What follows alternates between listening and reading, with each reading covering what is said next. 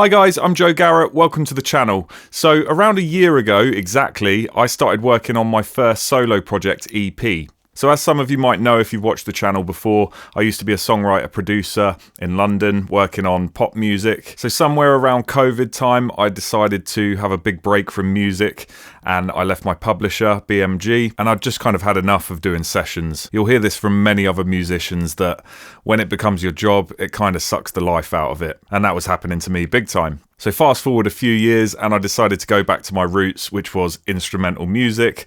I was obsessed with people like Joe Satriani, Steve Vai, Dream Theater when I was learning guitar. And I always wanted to do my own solo EP or even an album. And I never got round to it. But now with all the skills I've learned in production, it felt like a good time to start it. You know, bringing songs in 11/8 time signature to a pop session doesn't really work. So yeah, for anyone that's been following this music that I've been releasing, I've released 2 singles. I've actually got 3 tracks ready for this EP, but the third one I don't think I'm going to put out as a single. Now, I've hit a bit of a block, and I wouldn't say it's exactly writer's block as such.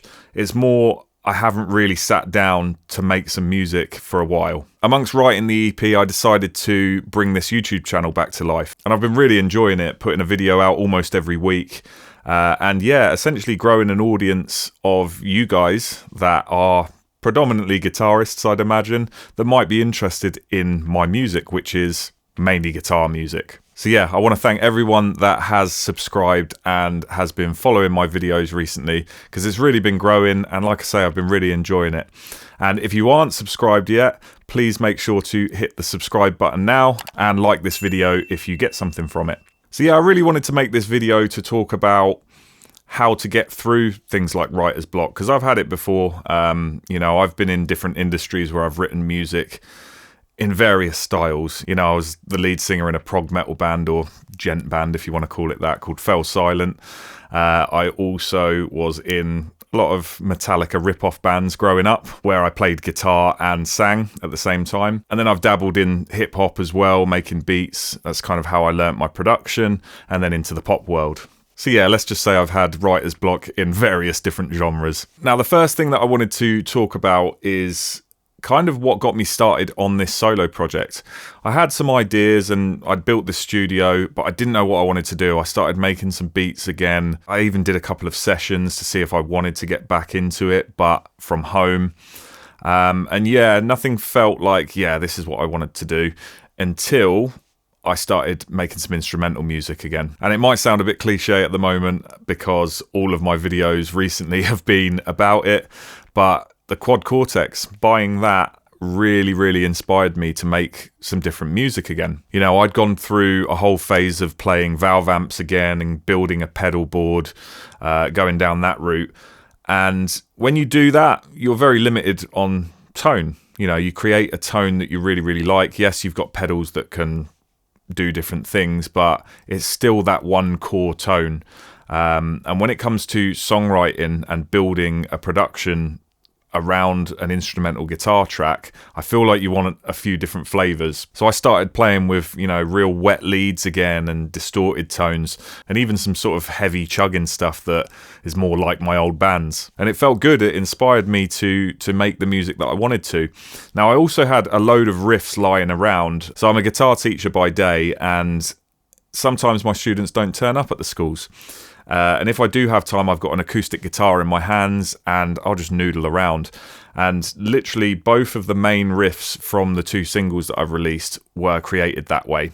Lesson didn't turn up, I'm just jamming away, made a voice note of the riff, and then it sat there for years. Now, I've always sort of picked these riffs up, and if it's stuck with me, and it's a riff that, you know, I might have written 5 years ago, but I always pick up the guitar and play it, then it tells me it's good and I should build something out of it. So I finally got to build some full tracks out of these riffs. And yeah, when I built my studio, I basically kitted it out with new gear again. You know, my old laptop that I used in the studio when I was working on the pop stuff was like 10 years old, and it was yeah, it was on its last legs. So I got a new laptop and I got a whole new bunch of plugins just for some inspiration. One big one was the GGD Modern and Massive 2 plugin. So I started using that, and instantly things sounded good. And, you know, pairing that with the quad Cortex that I was getting used to and building tones on, using my bass through parallax, it just all sounded great. And yeah, it was really inspiring to finish off those 2 songs. So yeah, what I'm trying to say really is gear can be pretty inspiring. Now, I'm not saying go out and buy that £3,000 guitar that you've been looking at, but just do some research on some stuff that you think might help. And honestly, going for it and buying the quad Cortex really did inspire both of those songs that I created. Now, I know I've hit a bit of a block now, but that's mainly because I've been focusing on this YouTube channel, and I think that's the way to go, really. I wanted to get those 2 songs out and have a profile, so now I'm searchable on any music streaming platform, and I basically did it all myself. So it's quite a lot of work. I mean, like I said, I'm a teacher during the day. When I come home, I teach privately as well till like 7 or 8 o'clock at night. And then I've got another company that I work with my old guitar teacher on, which I'm actually going to talk about in some videos soon, so keep an eye out for that. But yeah, Thursday evenings I work on that. Tuesdays, which is today, I film a YouTube video. Wednesdays I edit it and put it out. And that's all after teaching and finishing late evening. Plus, with a family as well, I've got 2 kids, one 8 and one 10 months old. You can imagine how hectic the week is. So yeah, I felt really proud to get that music out and get it started. So now I know there's a platform there that I can just keep feeding music to. And yeah, now I know I can start writing for something that's started to build. And yeah, thanks so much for watching. If you have seen the playthrough videos of these singles, if you've not heard any of my music and you're intrigued now, do check it out. There's a link in the bio of this channel, but you can find me on Apple Music, Spotify, any streaming platform. And there is, like I say, a YouTube playthrough video of both of the singles. But yeah, I think another thing I'm getting at is that it is really difficult, especially if you're doing it yourself. I used to have a record label, an independent record label, me and my manager. I still do have the label, but we don't have a roster at the moment. We have music out on the label. But yeah, we used to do this for other artists, and now doing it for myself, you can see sort of how much work it is when you also make the music and you also film the videos, edit the videos, mix and master the tracks. And then you've got to do the promotion. You've got to do the clips, you know, the promotional clips and things like that. And yeah, it's a lot of work. So even that is off-putting, and that creates a bit of a block. You know, some people just don't want to do all of that stuff. And it's great if you've got the money to be able to pay someone else to do that. But yeah, if you're starting out an instrumental guitar career that is very niche on its own, yeah, I feel like it is best to sort of build it naturally yourself first. You know, when you really do get into it and then you start thinking, oh, I've got to do this and then I've got to do that. What about the artwork? How am I going to do that? Who am I going to pay for this? Do I know anyone that can do this? Honestly, I use ChatGPT for my artwork, and hopefully it doesn't pop up somewhere else, because that's the one thing I worry about with AI is it might have generated it for me, but maybe it will generate it for someone else in the same way or a very similar way. But no, it kept my 2 single artworks quite uniform, which I really liked. And at this beginning stage of this project, I really don't have any budget to put into things like that. It's all about me getting the music out there first and yeah, promoting it here on YouTube as well. So yeah, let's cut to a little musical break, and then after that we can talk about some other ways of combating writer's block.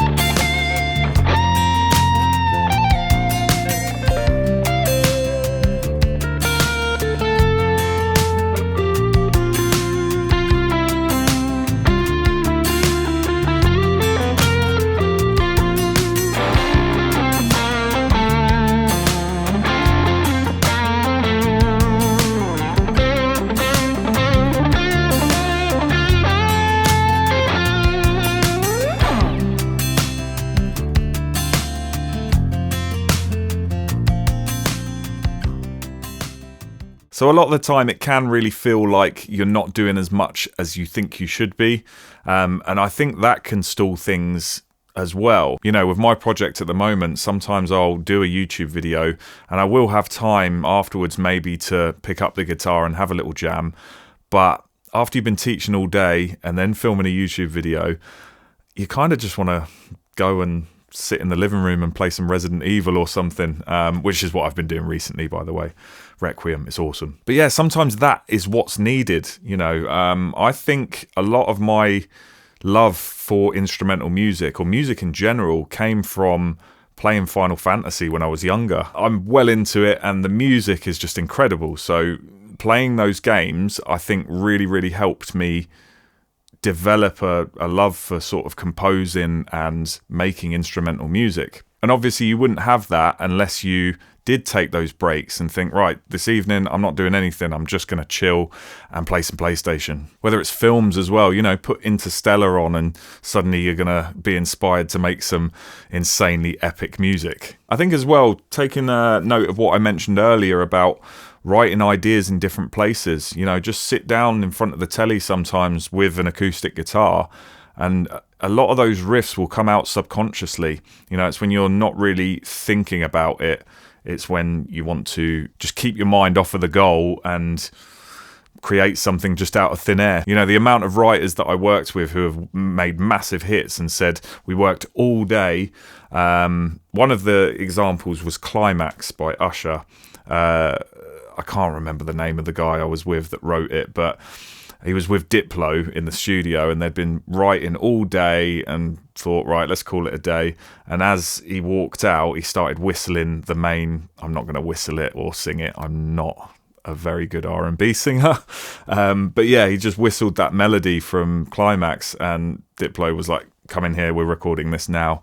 And that's how the hit's made. So yeah, it's the subconscious thing. It's like, you know, you're forcing something and then suddenly you walk out and just let out what should have come out earlier by accident. You know, Noel Gallagher as well saying that his biggest hits are the ones that take the shortest amount of time. You know, if you're spending ages and ages on a song, sometimes it's not going to come out. And it is the ones that just fall out by accident. So yeah, I guess try and put yourself in that zone, in that frame of mind. My songs, like I say, with the riff, that's what I need first. Okay, I need like a riff that is really melodic and sets the scene for the whole song. Yes, I might have another one of those riffs in a completely different direction from a different movement of the song or whatever, but I need something like that first to build on. You know, the bit of music you heard earlier, I can't build a song like that. That will sit as a loop. It's basically just a loop and it's going to sound like a loop the whole time with improvising over the top of it, which is cool for certain things, you know, a bit of background music, some cool interludes in YouTube videos like I just did there. But in terms of building a song from that, it just doesn't work for me. But you know, all these tips that I'm mentioning, and I know there's not much, but I'm also telling them to myself as well because I need to finish an EP. So I needed an idea for a video today and I did think, where am I at with the solo project? Is there something I can talk about with this? And actually, yeah, can I help myself finish it? So hopefully this video was helpful for you as well if you're in a similar situation, or if you've not even started yet but you've really wanted to start making some music. The main thing is enjoying it. You know, taking breaks is fine. That music is always going to be there for people to listen to, and then I'm sure if they like that music that much, then they're going to be excited whenever something new drops. On that note, I hope you hear something from me soon, and I hope you enjoyed the video. Hope you got something from it. I will see you guys in the next one.